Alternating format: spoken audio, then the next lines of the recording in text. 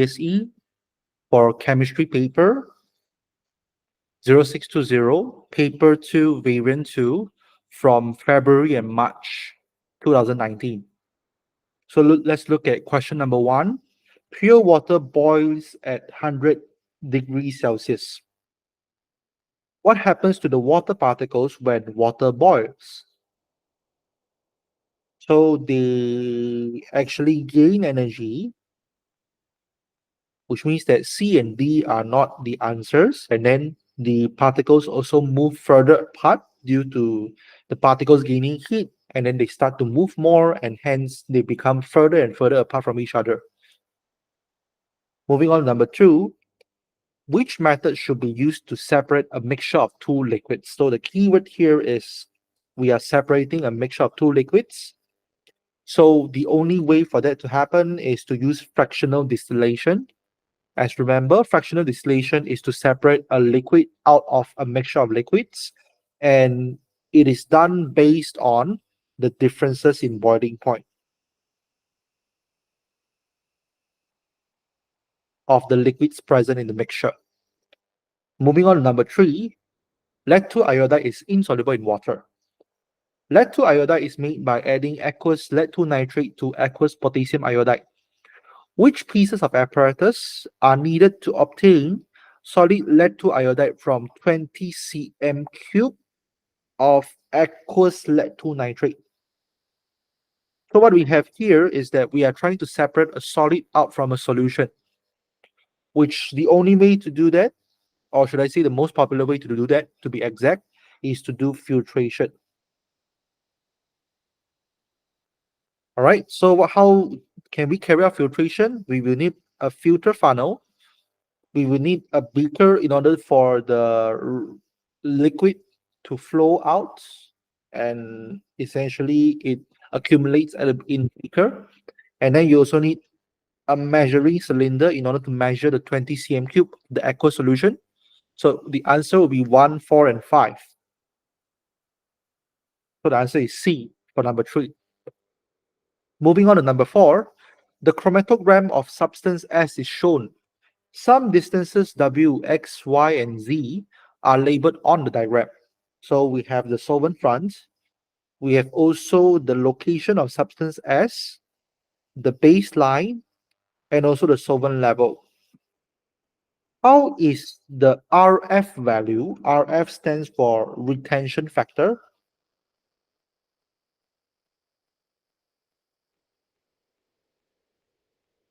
Of substance S is calculated. So remember, the baseline is the starting line. Imagine this as a race. The baseline is the starting line, and then the solvent front is the finishing line. You should not think of the solvent level as the starting line. So how can we calculate retention factor? Essentially, it is a fraction of,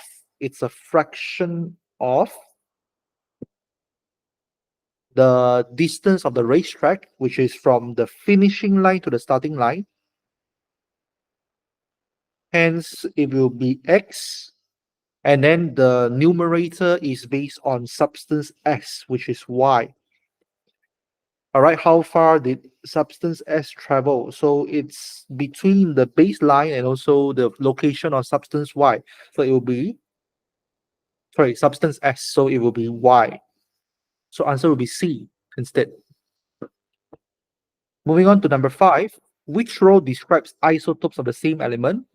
When we see isotopes, we should think of they are atoms of the same element with the same number of protons and different number of neutrons. So it will be C. All right, for example, carbon 12, carbon 13, and also carbon 14 being the popular examples.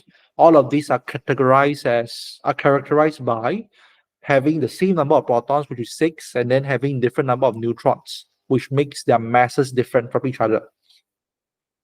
Moving on to number 6, which row describes the structure of the positive ion in sodium chloride? So we have sodium chloride. The sodium ion is the positive one, and A+, because it's located in group 1. Chlorine originally is an atom becomes chloride by taking in one electron, as it's a group 7 element.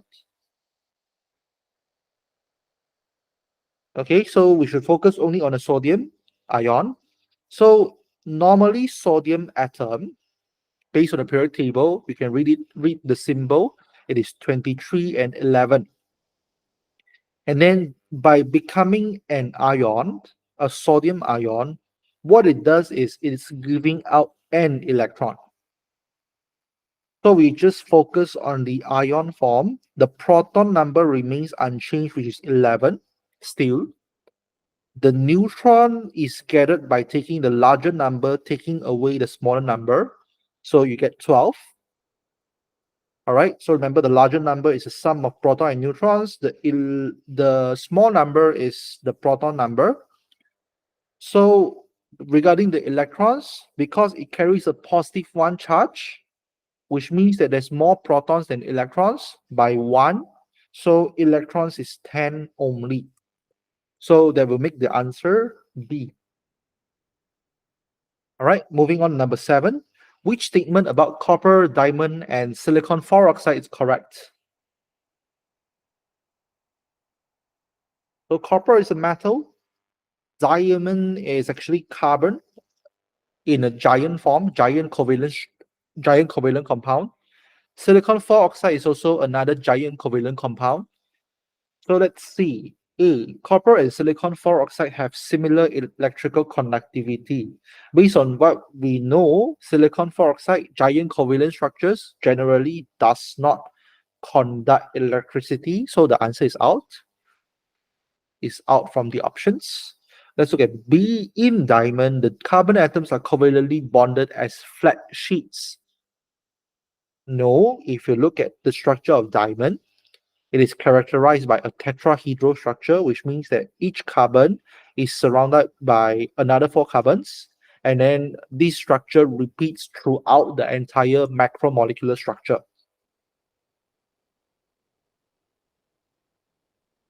So this is more of a sketch of how it looks like for diamond structure. Okay, so it's not exactly a flat sheet, so this is wrong.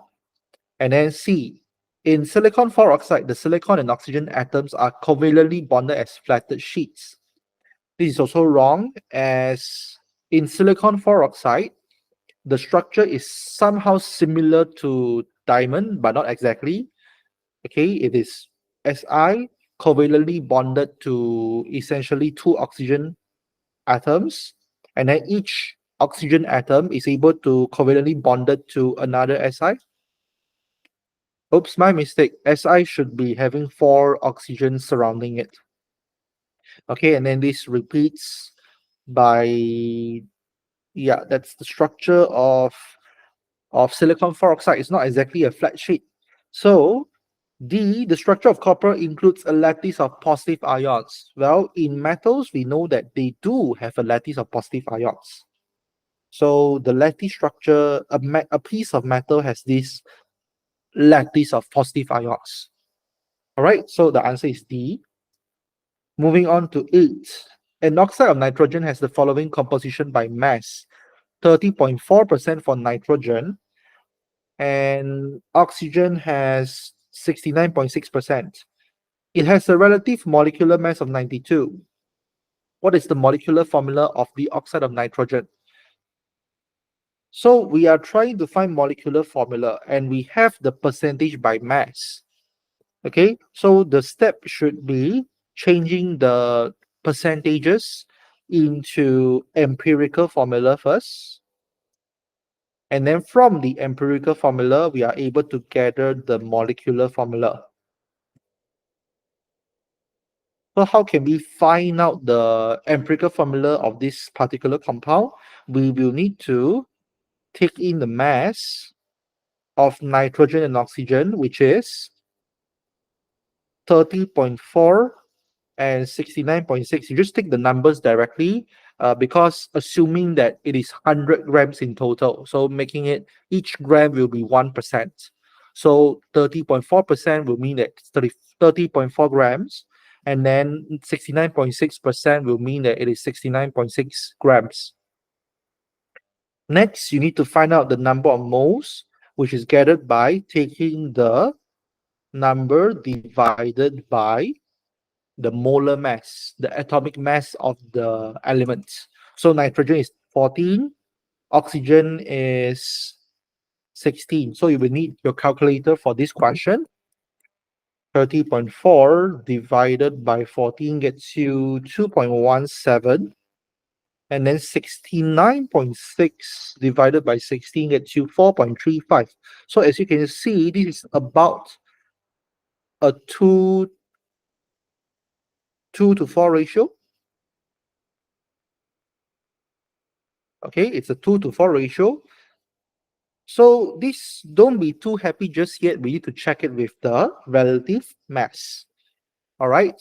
So having that said, how do we convert empirical formula to molecular formula? You will need to bracket the formula and put a factor n after the formula, and then that equals to 92. Okay, we are trying to find out how many sets of N2O4 are there in order to make 92 as its mass. So we need to find out the mass of N2O4 first. So N2O4, we already mentioned that nitrogen, the mass is 14, so makes it 2 times 14. Oxygen, the mass is 16, which makes it 16 times 4. So bracket them all together with an N equals to 92. So find out the sum of the numbers, which makes it 92N equals to 92. So makes it as N, there's only one set of N, which means that the formula is exactly N2O4. So answer for number 8 is donkey. Okay, allow me to move these calculations away so that it's not too distracting for you. Okay, question number 9. Calcium carbonate reacts with dilute hydrochloric acid according to the equation shown. 10 grams of calcium carbonate, which is CaCO3, is reacted with 100 cm cube of 1 mole per dm cube hydrochloric acid. So this one is 100 cm cube. This one is also having 1 mole per dm cube. The following statements are made. 1. 1.2 dm cube of carbon dioxide is formed. 2. 5.6 grams of calcium chloride is formed. 3. 4.8 grams of calcium dioxide is formed. 4. No calcium carbonate is left when the reaction is completed. Which statement about the reaction is correct? So we need to identify it one by one. Let's figure out the experimental data first. So 10 grams of calcium carbonate is how many moles? In order to find that, we will need the molar mass of calcium carbonate. So you can search your periodic table. The MR of CaCO3 is actually 40 plus 12 plus 3 times 16. Okay, just calculate all the elements, all the masses of the atoms present and add them all together. So if you should be able to get 100. All right, this is quite popular in IGCSE. Calcium carbonate is having a mass of 100. So if you mean that it is 1/10 of a mole, so 10 divided by 100 gets you 1/10 of a mole, 0.1 moles. Okay, moving on to hydrochloric acid. So we are given the concentration and also the volume. So we can find out the number of moles by simply taking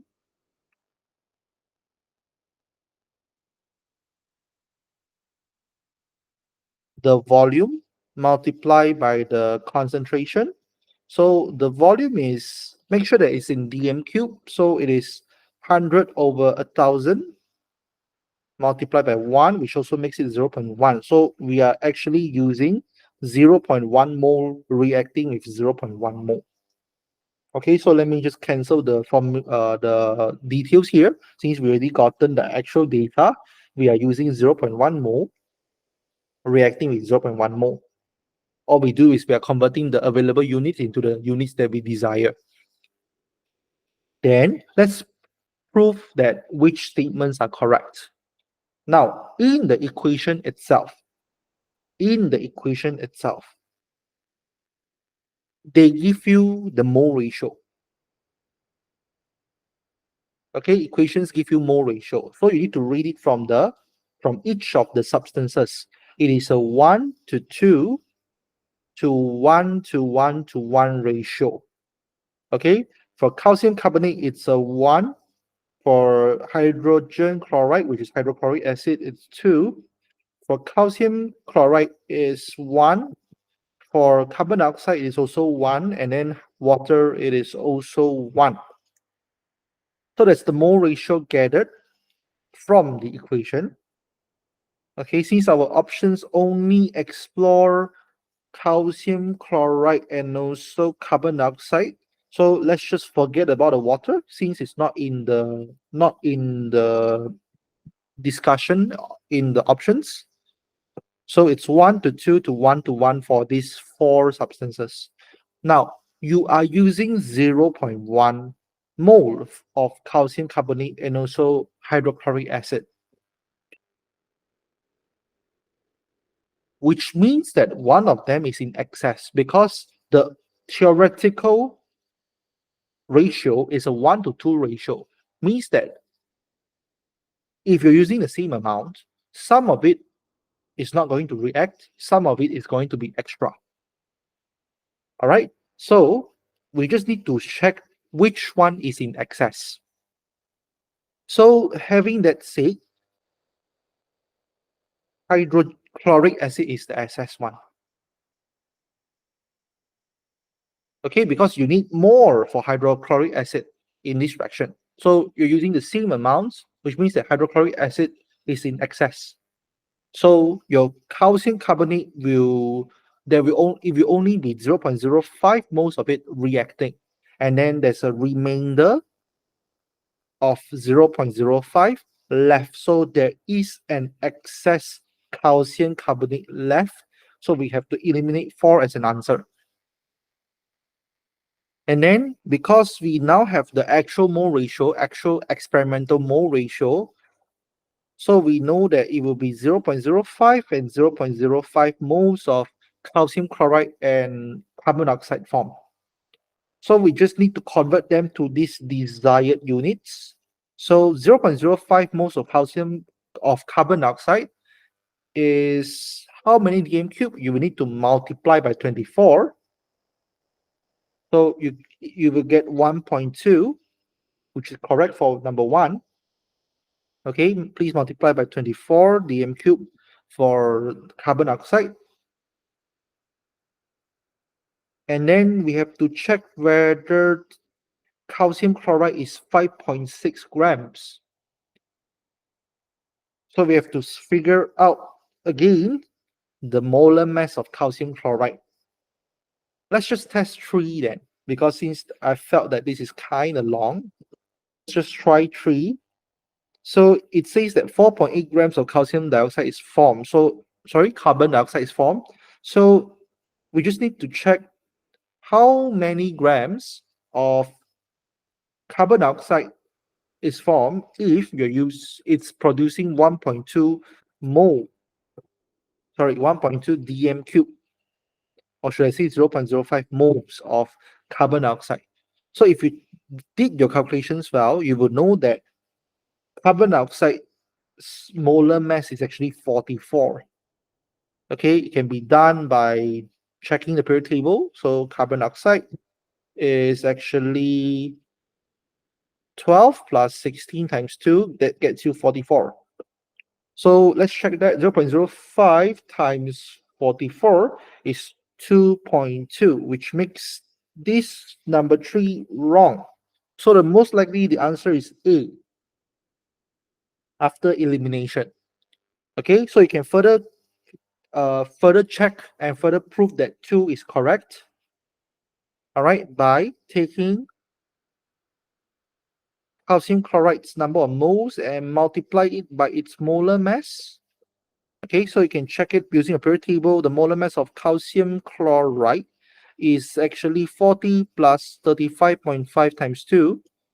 That gets you 40 plus 35.5 times 2 gets you 111. So that multiply with 0.05 gets you 5.55 grams, which is almost very close to 5.6 grams. So the suitable answer will be A. We are indeed correct. Okay, so this is a difficult question. If you find yourself spending too much time in this question, you can straight away skip to another question first. They only come back to this question later. All right? Remember that you only have 45 minutes for this paper, and there are 40 questions. Moving on to number 10. Which substance is not produced during the electrolysis of concentrated aqueous sodium chloride? So we're doing electrolysis now. We're doing concentrated sodium chloride in its aqueous form. So we know that when you're using concentrated halide solutions, you will get the halogen out, which is chlorine. Sodium is simply too reactive. You have to melt sodium chloride in order to get sodium. If you're not melting it, you're not going to get sodium, but instead you will get hydrogen gas. Okay, so chlorine is covered, hydrogen gas is covered. So it's either sodium or sodium hydroxide. So we are definitely sure that sodium is not going to come out. It's simply too reactive for you it's very stubborn. I like to call reactive metals as stubborn metals. They're simply too stubborn to come out from the solution if you do electrolysis. All right, so answer is C. Moving on to 11. Aqueous copper 2 sulfate is electrolyzed using copper electrodes. So it's exactly the same setup, but instead you're using copper electrodes. And remember, copper electrodes are active electrodes, which means that they are going to get involved, especially if the copper is used at the anode. Okay, so this will be slightly special if you're using an active electrode at the anode. Okay, so what's going to happen? The anode is going to dissolve. Okay, it's going to dissolve and forms essentially copper 2 ions, right? Copper from the solid dissolves to form the aqueous ions and electrons. So that will be, we pretty much have the answer already. It's A. Okay, so copper becomes copper 2 ions and 2 electrons at the anode. And then these copper 2 ions will get attracted to the negative terminal, okay, and gets deposited as copper. So you have copper 2 ions. Okay, imagine this. Copper provides copper electrode at the anode provides copper 2 ions. And then these copper 2 ions will get discharged to form copper metals. Okay, so you can think of it as a conversion from brown to blue and then from blue back to brown on a different terminal. Okay, so answer is A. 11 is A. Number 12, 10 grams of ammonium nitrate is added to water at 25 degrees Celsius and the mixture is stirred. The ammonium nitrate dissolves and after 1 minute, the temperature of the solution is 10 degrees Celsius. So which word describes this change? So it will be an endothermic reaction. Okay, remember endothermic reactions will feel cold. Okay, the temperature will be dropping. So that's endothermic reaction. Moving on to number 13. Hydrogen reacts with chlorine according to the following equation. So the reaction is exothermic. Which statement about the reaction is correct? The reason why a reaction is exothermic, okay, let's just understand what's exothermic reaction first. It means that this reaction releases heat. Okay, and every chemical reaction involves reactants turning into products. And this process involves breaking the bonds in reactants. Okay, and this requires energy because you're splitting the reactant molecules apart. So you need energy for that. And then for the products, new bonds are formed. Okay, and this process generally releases energy. So we must understand that, okay, why is it that heat energy is being released? Which means that this reaction is producing a lot of energy compared to the input of energy during the bond breaking process. Okay, so it's an input output issue. The output is way greater than the input. So the answer will be, if we look at one by one, energy, let's see.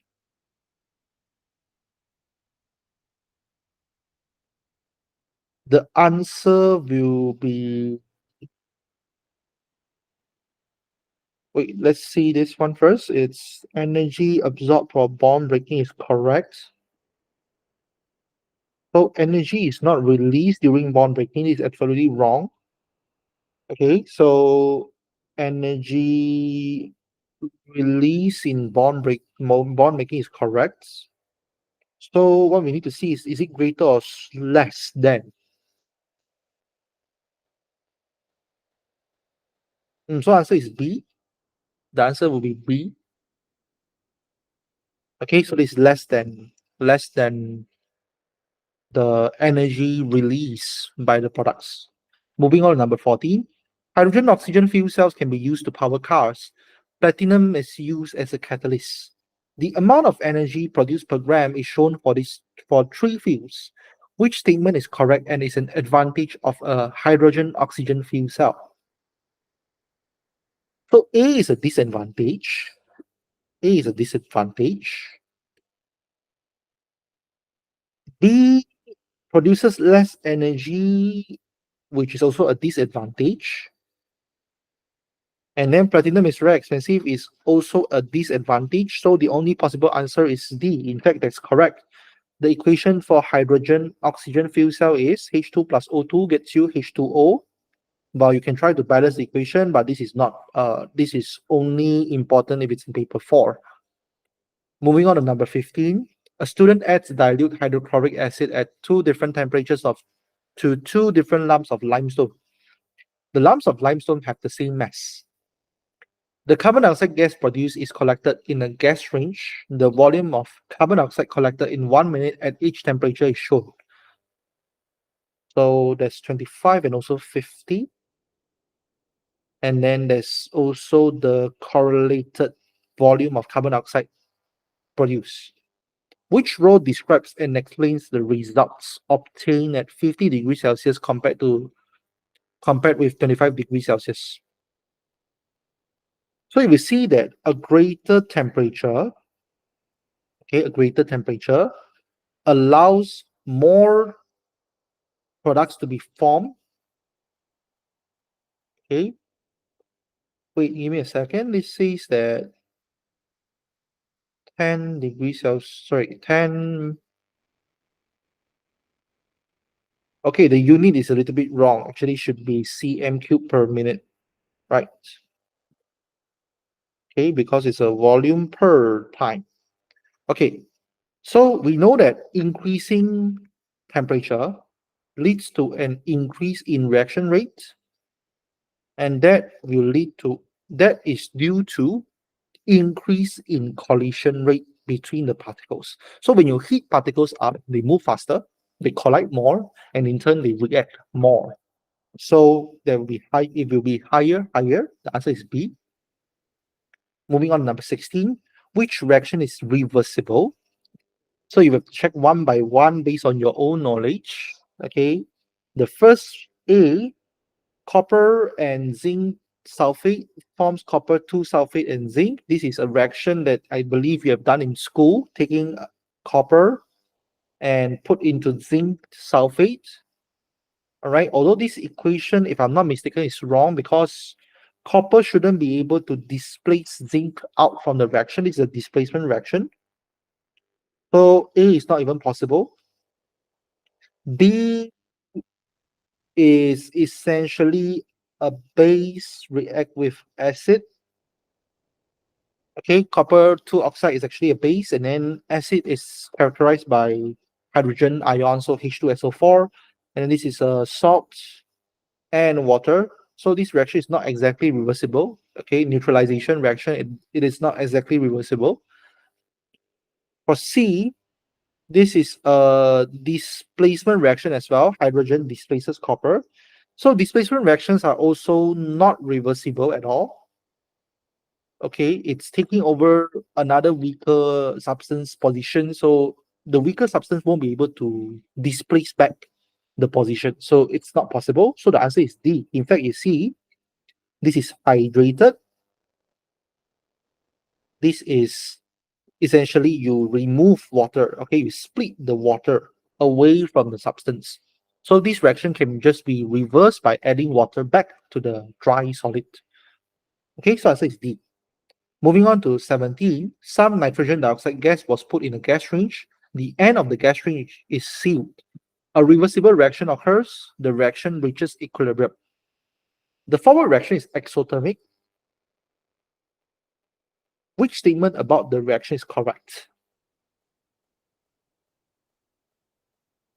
So we know that essentially, if the forward reaction is exothermic, in order to drive, or should I say shift the position, okay, the more accurate term is use shifting, shift the equilibrium position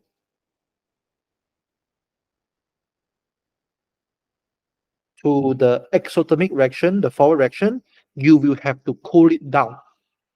Okay, you cool it down, this reaction will go to the hot direction, which is the exothermic reaction.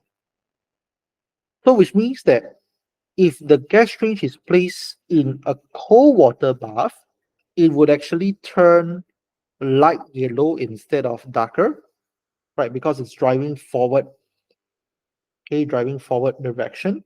So if it's placed in a hot water bath, it will also become, it should be becoming darker. These two has an opposite answer actually.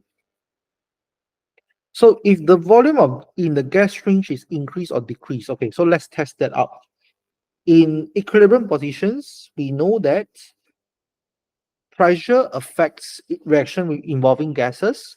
You have two particles of gases on the left and one particle of gases on the right hand side of the equation.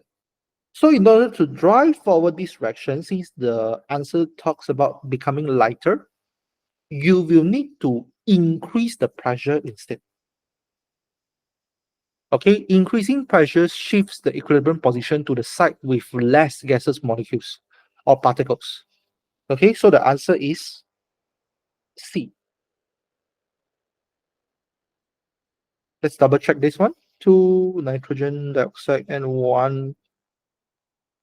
So if we increase, oh wait, this is volume increasing. Wait, yeah, volume increasing. So essentially it's decreasing the volume. So answer is D. Okay, luckily I double checked the answer. The answer is actually D. Okay, a smaller volume means that there is a greater pressure, assuming that other stuff is not changed. So once the pressure increases, means that the equilibrium position will incline towards the side with less gaseous particles. Moving on to number 18, the reaction between magnesium and carbon dioxide is shown in the equation. Which statement describes what happens in this reaction? So we see that carbon loses oxygen, so it's not oxidation. Magnesium is reduced. No, it gets oxidized, right? It gains oxygen. So neither oxidation nor reduction happens. That is wrong. So it should be D. Right. Carbon in carbon dioxide is reduced because it loses oxygen. So answer is D for number 18. Moving on to 19, which changes involve reduction? So this one you will need to see the oxidation numbers. In other words, you need to observe the charges. So in reduction, the charges actually shifts from a larger number to a smaller number. So essentially, you can think of a number scale. Okay, number scale. So it moves from a larger number to a smaller number, including the negatives. Okay, so we see here this is -1 into when there's nothing here, it means that it's 0. Okay, nothing on top. Okay, no superscripts on I, so means that the oxidation number is 0. Then for 2, we see that copper actually changes from +2, okay, because it's a copper 2 oxide, turning into 0. So this is decreasing. So means that there is a reduction involved, okay, which is copper. Okay, copper gets reduced.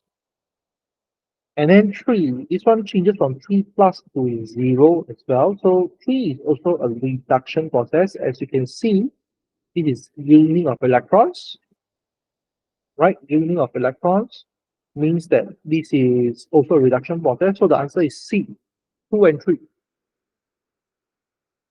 All right. Meanwhile, this is a trap. Like number 4 is also a trap because you must know that this is an ionic compound. The lead-2 remains as +2, SO4 remains as -2. No changes in the charges. Next question, number 20. Barium hydroxide is an alkali. It reacts with hydrochloric acid. How does the pH of the hydrochloric acid change as an excess of aqueous barium hydroxide is added? So by default, hydrochloric acid is below 7 because it's acidic. Okay, so that's original place of hydrochloric acid. So it should be increasing because you're adding alkali. Okay, so it gets neutralized and then progressively it gets more basic and basic and basic. So it should be D. Okay, changes from a lower pH, okay, because hydrochloric acid is a strong acid. So 1 is a possible answer. Then if you add a lot of barium hydroxide, it's going to become 14. So answer is D. Moving on to number 21, which statement describes the chemical property of aluminium oxide? Aluminium oxide, if you remember, metal oxides are generally basic. Non-metal oxides are generally acidic. And this is a special one. Aluminium oxide is both at the same time. Okay, so aluminium oxide is an interesting one. It's known as amphoteric oxide because it exhibits both acidic and basic properties. So it reacts with acid and also bases. Okay, because the acidic property reacts with bases, the basic property in it also reacts with acids. So it's both at the same time. Number 22, the results of 2 tests on an aqueous solution of X is shown. So adding aqueous sodium hydroxide, you get a green precipitate, and then adding acidified aqueous silver nitrate, you get a yellow precipitate as an observation. What is X? So whenever we see the letter green, we should think of either these two ions, Fe2 plus, iron 2 ion, and also chromium 3 ion, FCr3 plus. Whenever we see the word yellow, okay, yellow, and then plus with the presence of silver. Okay, silver ions are special because they react specifically with halogen ions, which are halides. Okay, and form precipitates. Okay, so this is a halide. So you form a precipitate. So which of these halides form yellow? So the copper 2 is out, and then it should be iodide because iodide is categorized by the yellow color. All right. So iron 2 for this part, and the second part is the iodide. Okay, chloride will be white precipitate instead. Moving on to 23, the 4 stages used to prepare an insoluble salt is listed. In which order are these stages done? So we are trying to make an insoluble salt. So it will be precipitation first. Okay, so you're adding A and B together. Okay, A and B together, and then essentially you have the, what do you call it, excess materials, right? Because these two, it will form, well, the precipitate. Okay, the precipitates and also the unreacted solutions. So you will need to filter them. Okay, filter out the liquid, the aqueous solution, and then left with the precipitates. Okay, and then the precipitates you can try to wash it slightly and then dry it. Okay, so the sequence should be B, 3, 2, 4, 1. Okay, do mixing first, precipitation first, moving on to essentially filtration, and then you can wash it off and dry. Moving on, number 24, the elements sodium to argon from form period 3 of the period table. Which row describes the trend across period 3 from left to right? So we know across a period, speaking of period 3, these are elements like sodium, magnesium, aluminium, silicon, phosphorus, sulfur, chlorine, argon. Okay, as we can see, the first part are metals. Silicon is a semi-metal, and the rest are non-metals. So the metallic character actually decreases, which makes B and D wrong. Okay, so the group number will increase, right? Because we're moving from group 1 to group 8. So answer is C. And the number of outer shell electrons, in fact, increases because if you check, it's 281, 282, and then moving on to the last is 288. Right, so answer is C. Moving on to 25, astatine is below iodine in group 7 in the periodic table. Which row describes the properties of astatine? So the state at room temperature should be solid, as we know that as atomic atoms within the same group, okay, when you go down the group, the melting point and boiling point increases,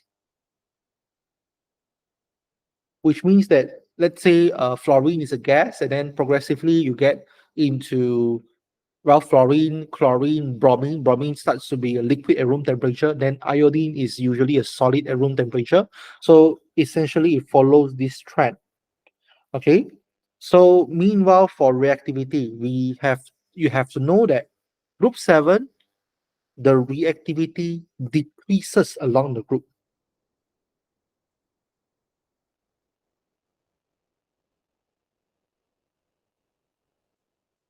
So which means that it is actually astatine is super weak. So it's unable to displace any of them. So answer is donkey. Moving on, number 26, which statement explains why elements in group 8 of the periodic table are unreactive? So although all of this, except for B, this is nonsense. They form stable diatomic molecules, which is nonsense. Although A is part of the group 8 noble gases. Okay, and then donkey is nonsense also. They cannot share electrons whatsoever. So which one is a better explanation? It should be C. Okay, because the electron shells are full, they are unable to gain or just share with others. It's full. They are happy, they are satisfied. They're not going to share, donate, or receive electrons from anyone. Okay, so number 27, in which reaction does iron in the solid form forms ions when the mixture is heated?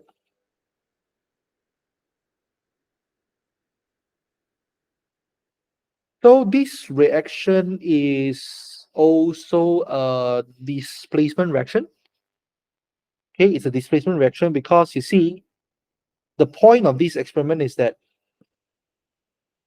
you want it to displace the metal out, okay, and in turn becomes Fe, like iron 3 oxides,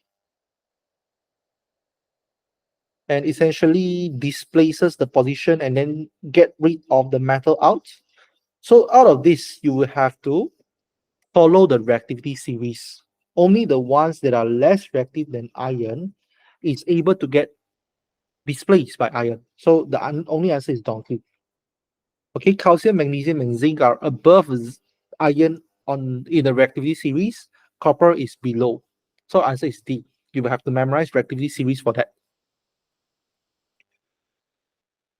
Okay, now number 28. The list gives the order of some metals and hydrogen in the reactivity series.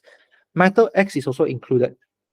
Which row correctly shows the properties of metal X? So we see that it is below hydrogen. It is below hydrogen, and it's above copper.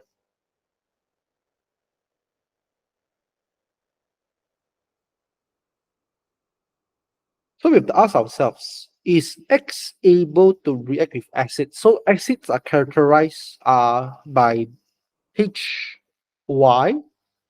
Okay, the general formula for acids are HY as of H, because acids produce protons, so there's H in acid, hydrogen atoms in acid. Okay, so we have to ask ourselves whether X is able to displace hydrogen out from the acid. So what's the idea again? Is that X must be more reactive in order for this to happen. If not, this reaction won't happen, which is it will be not possible because X is less reactive than hydrogen. It's below hydrogen.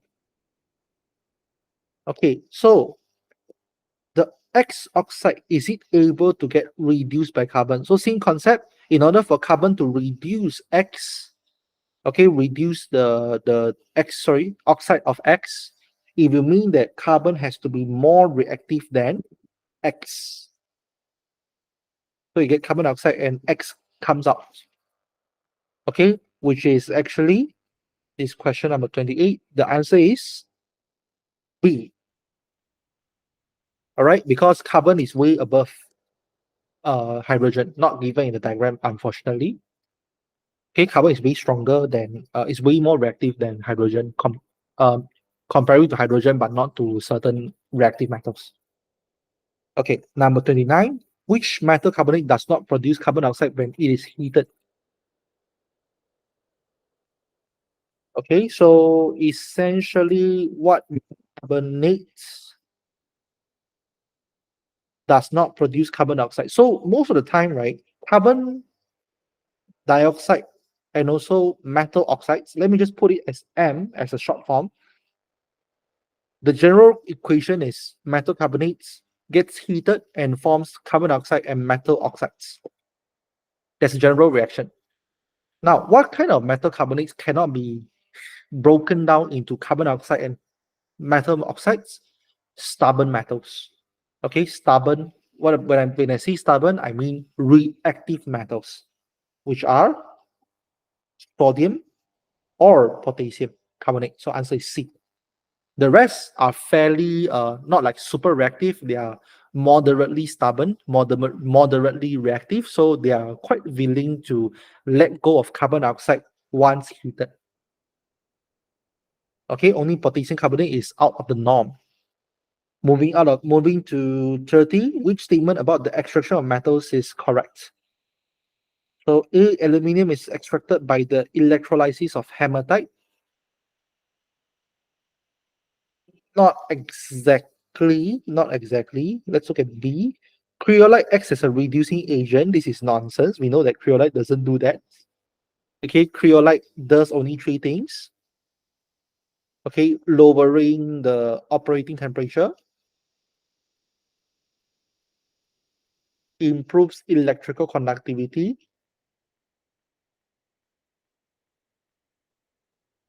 or should I say the last one being able to increase electrical conductivity, lowering the operating temperature, and acts as a solvent. Yeah, acts as a solvent.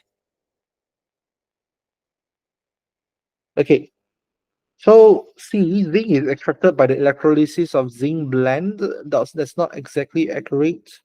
So the answer is D. Zinc is obtained by heating zinc oxide with coke. Right, because as the same thing here, carbon is more reactive than zinc based on the reactivity series. So you're able to get zinc out from burning, or should I say heating zinc oxide with coke. So answer is D. Moving on to 31, the diagram shows how water is treated to make it suitable for drinking. So what happens in stage 2? You have reservoir of water, and then operating under stage 2, and then you move on to chlorination, and then it becomes drinking water. So what you need to do is doing filtration, because essentially there's a lot of impurities, okay, like solid particles. So you can just filter them, then only do chlorination. So answer is D. Should be more of a common sense. Now, 32, what are the main substances produced by fractional distillation of liquid air? So air contains, well, 78% nitrogen and also about 21% oxygen. So this is kind of like memorized. So answer is actually B. Okay, the dominant air components are nitrogen and oxygen. Moving on to 33, the raw materials for the Haber process are hydrogen and nitrogen. What are the sources of the hydrogen and nitrogen?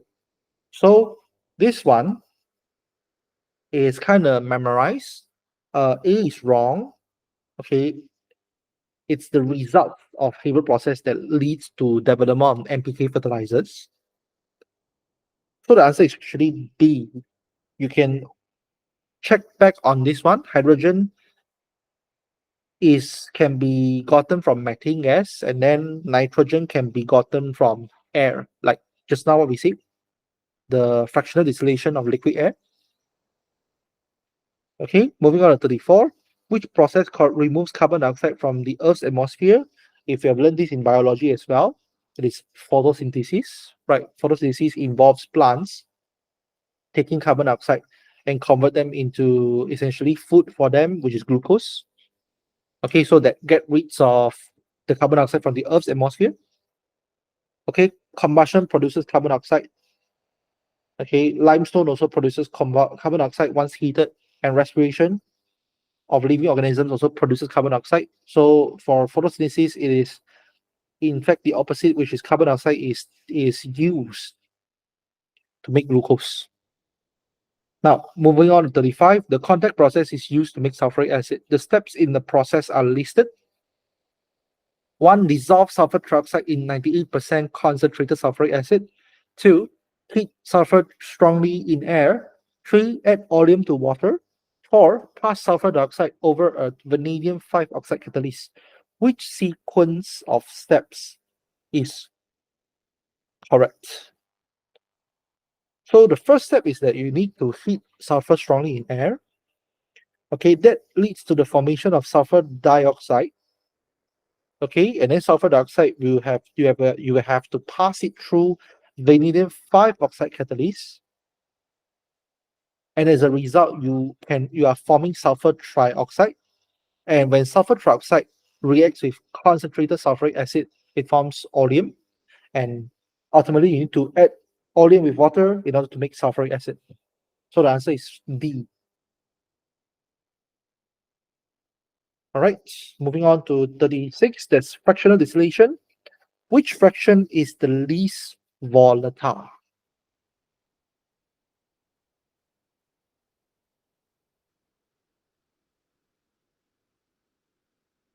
So essentially, what does it mean by volatile? Volatile means it has a volatile means that should be having a low boiling point, because it easily evaporates slash boiling. All right, talking about least volatile means that it will have the highest boiling point, which is the bottom fraction, bitumen. All right, so moving on to 37, which statement about members of a homologous series is correct?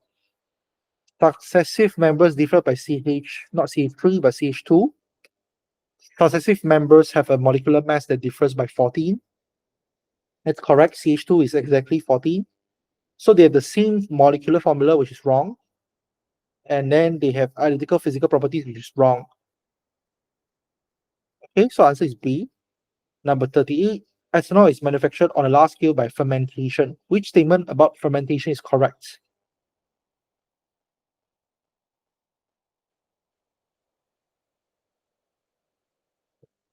The answer should be, to say that it is a continuous process is not exactly accurate.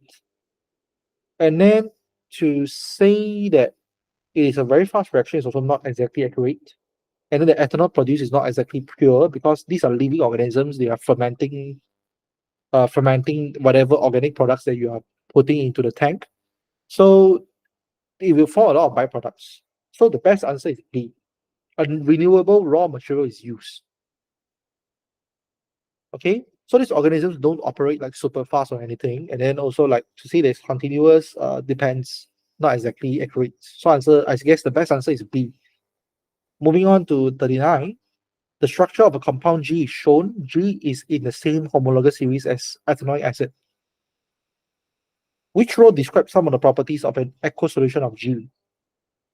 So this is a carboxylic acid. As mentioned, it is similar to ethanoic acid. So carboxylic acids are essentially, they are just like any acids. They are able to react with metals to form hydrogen gas. So it will be yes for magnesium. If it reacts with magnesium, it's going to produce gases. And then on the other side, it will be no, metal orange turns yellow. This should be an alkali feature, not exactly an acidic feature. Right, so C is the answer. Number 40, the last question. Which statement about polymers is correct? Nylon contains the amide linkage. Actually, this is correct. Okay, because nylon is a type of polyamide. It's not a polyester, so you should be able to recognize this as an amide linkage, CONH, not a polyester. And then let's look at C and D to double check our answers. Propane can be polymerized using addition. No, alkanes don't carry out polymerization, additional polymerization. And then the linkage is pterylene contains a carbon-carbon double bond. No. Okay, you can check it by yourself. It's not carbon-carbon double bond. So the answer is A. So that's all for this paper. Okay, and then stay tuned for more past year paper discussions.